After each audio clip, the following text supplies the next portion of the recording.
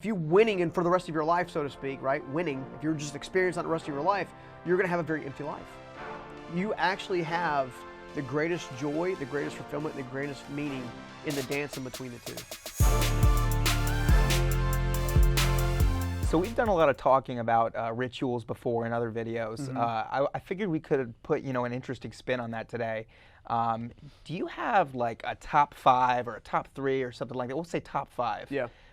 If you had to pick the top 5 daily rituals that you do, since you've kind of figured out your routine as we've shown in other videos before, what would be the top 5 rituals that you do daily to create success? Well, so for me, the word ritual is another word for routine. Mm-hmm.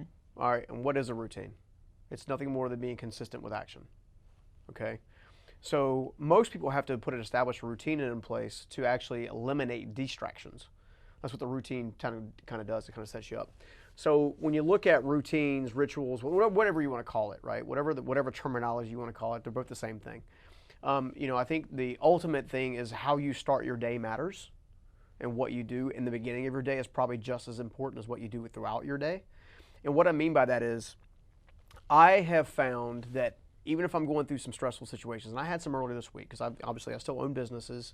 I'm not just a quote thought leader, I'm a practitioner. Like, I am actively running businesses on a consistent basis. Yeah, and it's not this business. There's more businesses. Well, than yeah, this there's business, a handful of other ones, right? So, including a very large company that my decisions could impact lives. If I make a bad decision, several hundred people might lose their job or something. Or that's just not something I'm okay with, right? I think when I'm in that zone, or when I'm in a really good place and I'm trying to get started in my day, I think I start off my day every single day with a sense of expectation and gratitude. What I mean by that is I expect that good things are going to happen, and then I actually verbalize those good things. Now, as a person of faith, I might say something along the lines of, God, I know you're awesome. I know you love me. I know how powerful you are. I know you're going to open up wonderful doors for me today, great relationships. You're going to give me all the strategies, all the techniques, all the wisdom I need to battle the day and come through. I know you've got my back. You see what I'm saying? That's my expectation side. My gratitude side is going to be very similar. As a person of faith, it's, God, thank you so much. Thank you for my breath in my lungs. Right? Thank you for the ability to be able to use my ears and hear sounds that are beautiful. Thank you for the visibility within my eyes and allowing me to see. Thank you for the ability to use all of my limbs and touch and feel and run and jog and walk. Because I've shared this before. My wife herself, struggles to get around now. It's difficult for her to walk for long periods of time without a cane or a mobility scooter. Right? So things that some people would take for granted, if you would just spend time verbalizing those things just to get started, then you can work your way up to the other things, because that expectation now becomes things because those expectations soon become things of fruition. I mean, they start to kind of manifest themselves, right? Which then gives you something else to be gratitude on. But at any point in time, when I was literally in my darkest moments, if I had just gone through the motions or the process of just being thankful in the moment, setting the expectations. I know you're opening doors. I know my relationships are going to be bold and beautiful. I'm so thankful for my hands and my heart, and my eyes, my brain. It's simple stuff. Even when everything in your life seems to be going wrong, like, how do you wake up and still be like, I'm find things to be thankful for? Well, it's very simple. I just gave you the really super easy ones. Here's the deal. The reality is, when it comes to expectations and gratitude, you are only going to experience that which you expect, and you can only be thankful for that which you understand or focus on. Okay? So if you're not focusing on things that you can be grateful for, it's going to be increasingly more difficult. The reality is the time that you need gratitude and expectation the most is actually going to be the very same time that you probably feel the worst. That's when you need it the most. And that's when nobody wants to use it. And that's when nobody wants to use it, which is why it's so important to make it part of your daily routine, your daily ritual, if you will. Like, I've shared this before. 5:30, alarm goes off every morning. Every single morning from 5:30 to 5:45 to 6 o'clock. I'm in that gratitude and expectation phase the entire time. So you roll out of bed, you go to your closet or whatever. I think sometimes it's my closet. Sometimes I'll just be there in the bed. Sometimes I'll actually roll over and I'll actually lay my hand on my wife and be thankful and say things over her that she doesn't. Of course, she's probably going to figure it out now. But these are things that I do, right? And when you get into a situation where that becomes a force of habit, it's not hard for you to find the things to be grateful for. because you've already articulated those things when things are good. And sometimes, as much as it sounds that it's repetitive, right? You want to have a certain level of emotional intensity behind it, like a connection to it. But because it's already there, it's become so ritualized and routine-wise, right? You are already setting yourself up to kind of bring into your life what you're hoping for. It's essentially, when you have a gratitude and expectation journey as part of your daily routine, when things are not going really well, it's easier for you to find your center and find your place. When you find your center and find your place, cognitive behaviors are actually simpler, right? I think it's easier to think. It is easier to think because you're not getting wrapped up in the emotions of all the things that you're battling.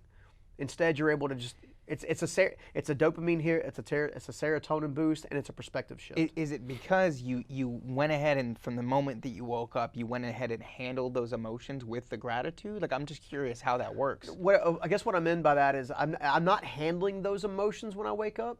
I'm setting the tone for those emotions when I wake up. Okay, so rather than my emotional state controlling how I'm going to think, how I'm going to act, and what outlook I'm going to use, I'm going to let my mind tell my emotions how they should be thinking and feeling throughout the day. You're deliberately framing it in a specific way. Exactly. And that's the power of gratitude and expectation, because most people say, well, I start off with gratitude. It makes me feel good, right? It's a meditative practice. All of that's true and all that's good.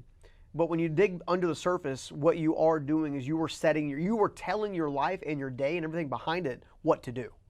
You're not letting it tell you what to do or how to. And look, it's not a perfect science. Like I have bad days every now and again myself, but I don't stay there as long as I used to. I would have one bad event and that might wreck me for 6 months. Now, if I have one bad event, something that I'm not super crazy about or something that just seems like it's going to be a negative impact, it might take me a day, maybe 2. So it sounds like it's like as you practice doing this more and more, you become conditioned to do it, and it gets a lot easier. But in the beginning, if you're noticing you're trying to build this first habit of, waking up every day and feeling that gratitude, it's going to feel uncomfortable because you're not used to it, right? Absolutely. And look, so much of your emotional well-being and your mental well-being is a direct copy of your physical well-being. Here's what I mean by that. If you want your physical nature to change, what do you have to do? Change your thoughts, right? If you want your physical change to happen, what do you have to do? You can work out, right? Okay. Go to the gym, work out, do some running, do some walking, do some kind of activity. Keep that in mind. Okay, now just set that for a second. If you want your emotional well-being to change, what do you have to do? Change your thoughts. That's part of it.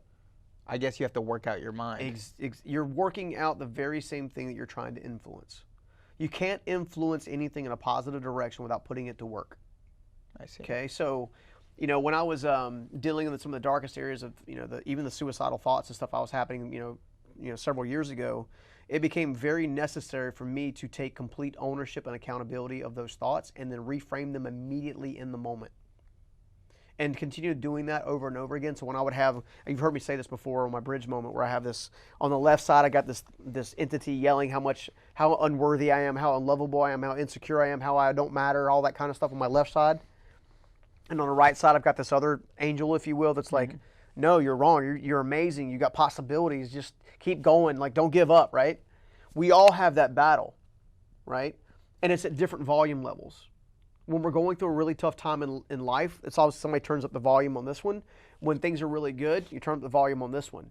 Your happy space is in the middle, right? You almost have to have a source that's going to push you past your limitations. And sometimes it's an external force and sometimes it's an internal force. And then you also have to have on the other side where you're having a season of just winning and winning and winning and winning and winning and winning. If you're winning and for the rest of your life, so to speak, right? Winning, if you're just experiencing that the rest of your life, you're going to have a very empty life. You actually have the greatest joy, the greatest fulfillment, and the greatest meaning in the dance in between the two. It's literally like they're doing a two-step tango or something, right? So if you're going to change your emotional well-being, maybe you're suffering on the emotional level, okay? If you're doing that, then essentially you need to be working on emotional content to develop the emotional level, because you can't solve an emotional problem with logic because it's based on feeling. Conversely, you can't solve a logical problem with emotion because it's feeling. You see what I'm saying? These things are interconnected, and when you set the tone out with expectations and gratitude from step one, you are starting the anchor or the result or the footing or the root system that you need for as it grows, you're able to feed it a little more sunlight, feed it a little more water, and before long it goes from acorn to an oak tree. Wow, makes a lot of sense. So what's the second habit? So the next thing is going to actually spend more time in the prayer and meditation phase. Here's what I mean by that. We already set the precedent for gratitude and expectation, which in some cases can be a form of prayer and meditation. This is specifically more along the lines of trying to bring things into your life. So it's the presence of asking, it's understanding, wisdom, knowledge, understanding, relationships, things that you can bring in to add value to your daily life and actually opening that window, but only if you have the expectation of actually hearing those things and seeing those things actually come to fruition in your life. A lot of people will pray and meditate and ask for things that they don't believe will actually happen. And as a result, they block themselves. I was going to say, like, does that block you off from the result? It does, and it took me a number of years. I mean, almost a solid decade to fully understand that, because the mind is so powerful, and we give off so much energy as people. Like we have more energy within us than anything else. Like we have water and energy. That's essentially what kind of makes up the human body, right? There's an electrical signal that sends a signal to move your finger, move your toe, move your elbow, move your knee, right? All of that stuff, all the way to your digestive system that you think is automatic, but your brain is telling your digestive system to work every day. So when you put these things into practice on a consistent level, you are training your brain to actually bring into your life the things that you're talking about, the things that you want. The third thing that I think is so powerful in maybe the top 5 is, for me, I do something every single day that grows my mind, my body, or my spirit while I'm at my cognitive high.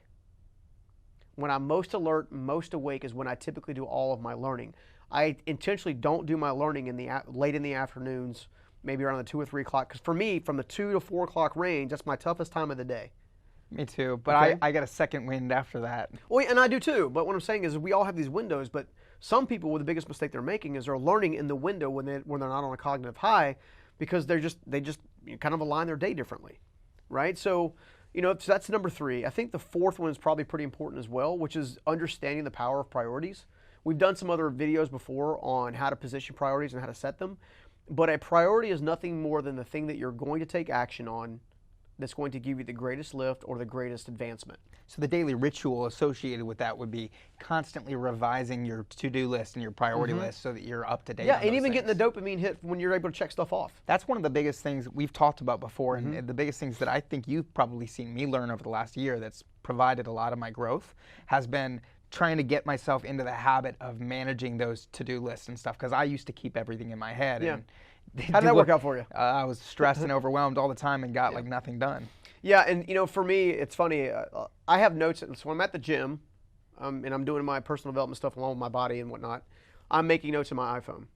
But I have just as many notes on pieces of paper that I do on the iPhone. Because if something, I've learned to, this is something unique that I think I do that maybe people could benefit from. I learned to keep a note-taking device near me at all the times and be okay with stopping what I'm doing to jot down something.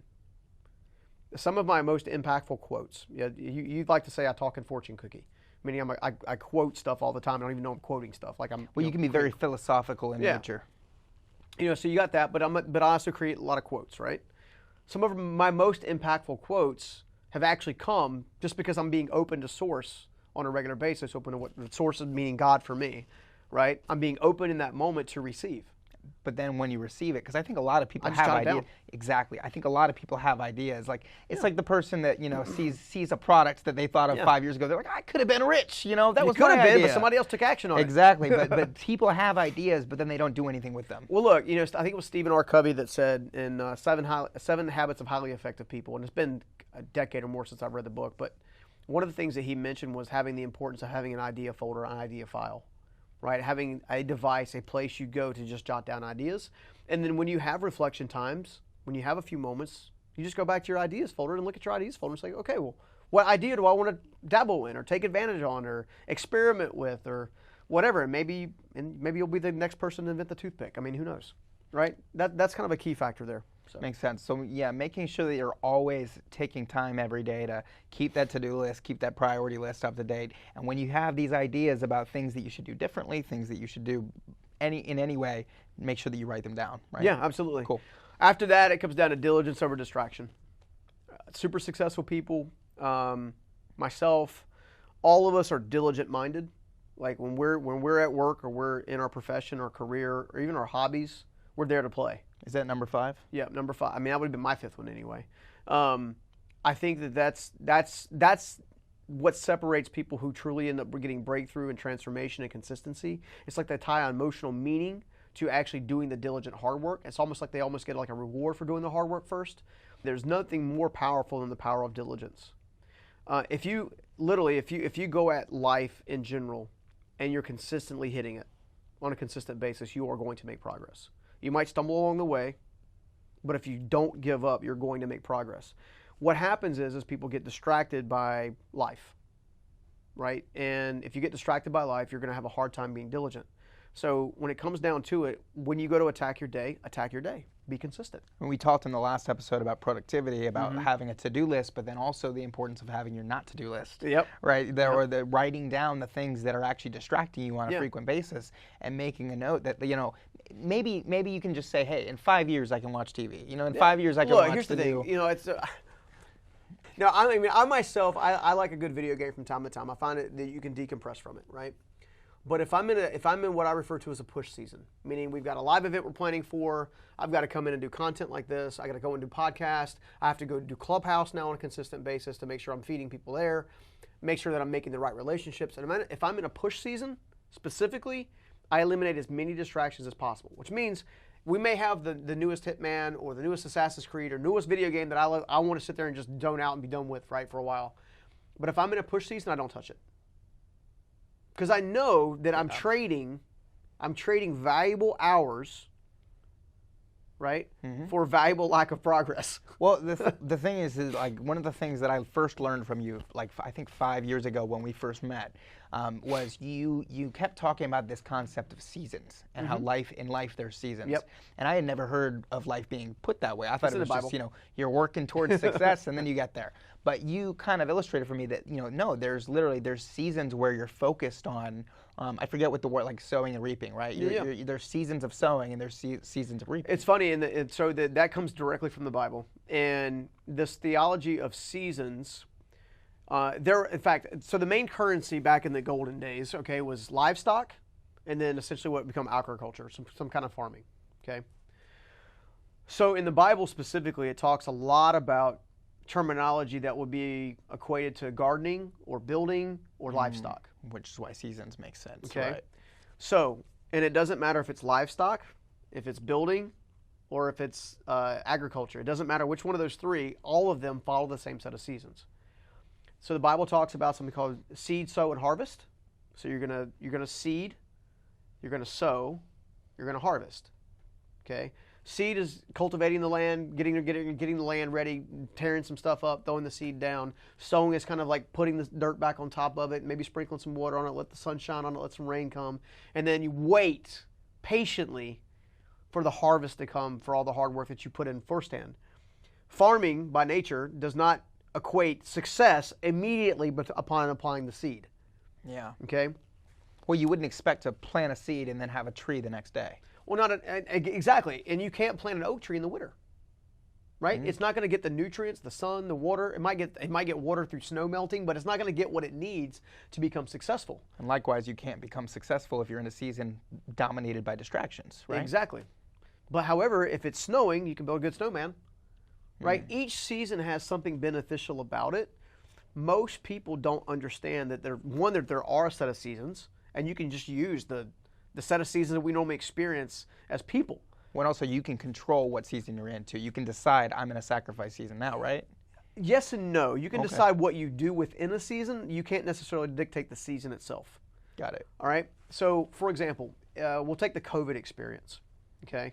COVID experience, if we're looking at it at a global scale as a sense of season, it would have been what's known as winter, a very long winter, okay? But it would have been winter. It's when not a lot can be planned, not a lot can be grown, and you're simply waiting for the thaw.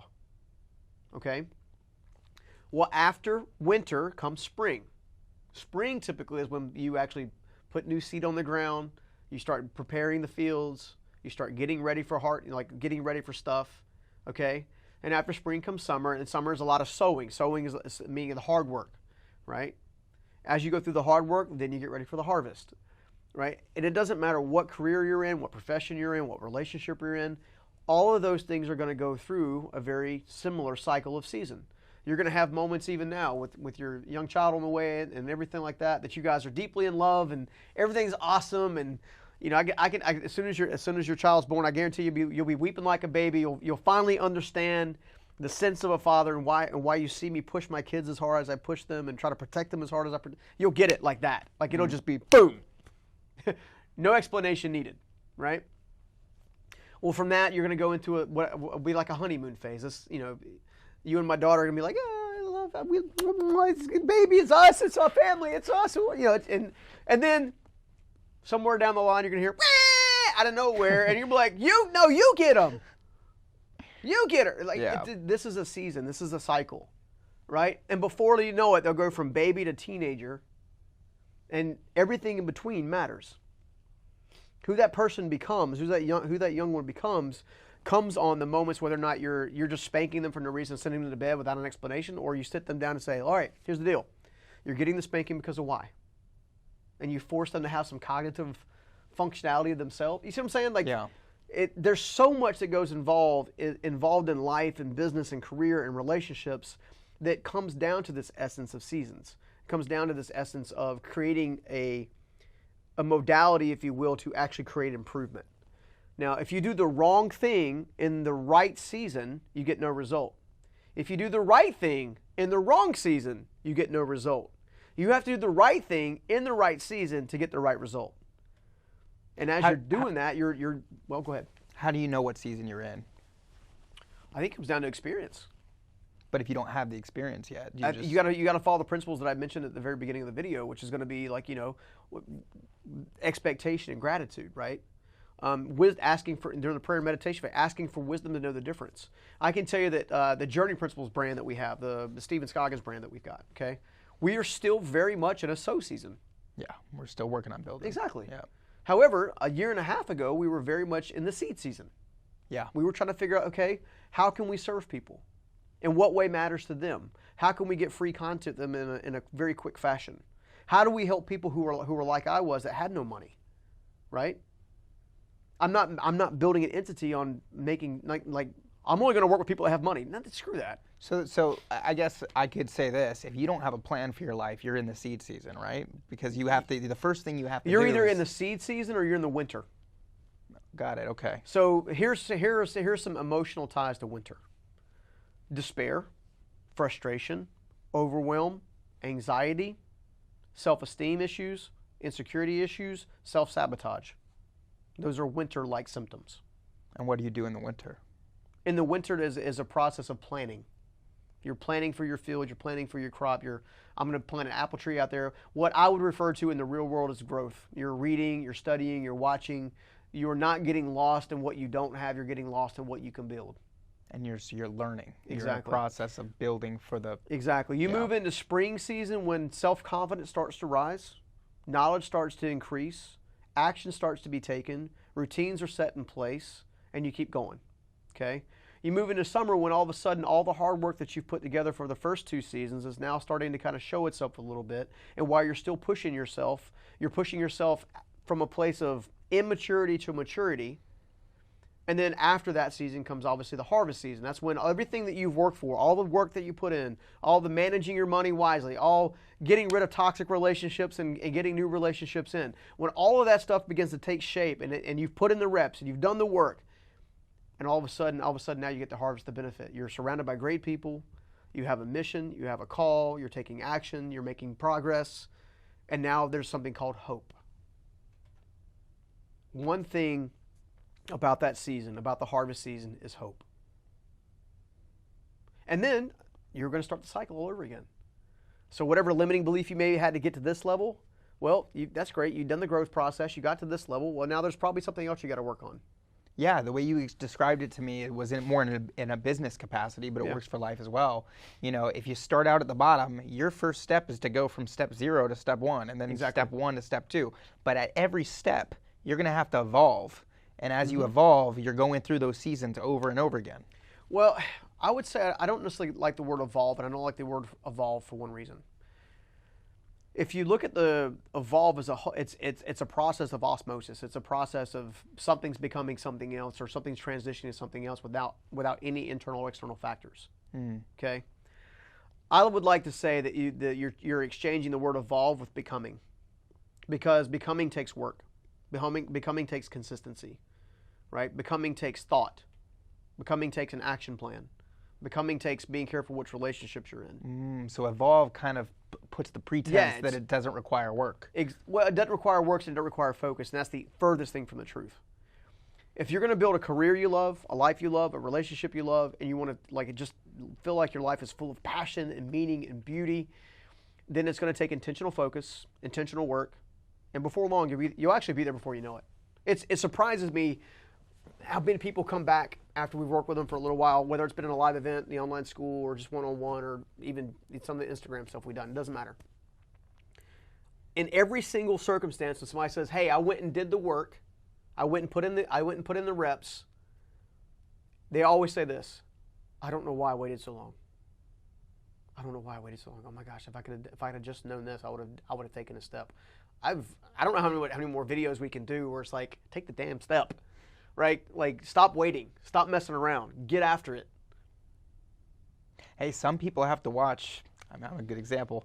Some people have to watch thousands and thousands of videos. Like, I watched thousands of hours of videos with no action taken on my part, and I had to sit for years and watch myself not grow, but still feed myself information before it finally clicked that if I don't start stepping up, if I don't do something and take action on the stuff that I'm learning, I'm never going to get anywhere. And it was a very hard lesson to learn, and it left me at rock bottom, and I've been kind of scrapping from there ever since. Yeah, I mean, I think if people go back and watch and just take the 5 takeaways and just do those things consistently, they'll be able to very quickly realize what season they're in, which means they'll know what to do inside of that season, which means they can actually start to build some momentum. I think if you do those things, you'll be winning the day and finally well on your way to actually making a successful life and loving what you're doing. Sounds good, man. Perfect. Rock on. As you can see, your questions are important. Do me a favor and drop your questions in the comment section below to make sure we can answer your specific questions. In the meantime, you're probably going to check out this video right here, so check it out. People that are very successful with money are constantly learning about money. See it as a tool.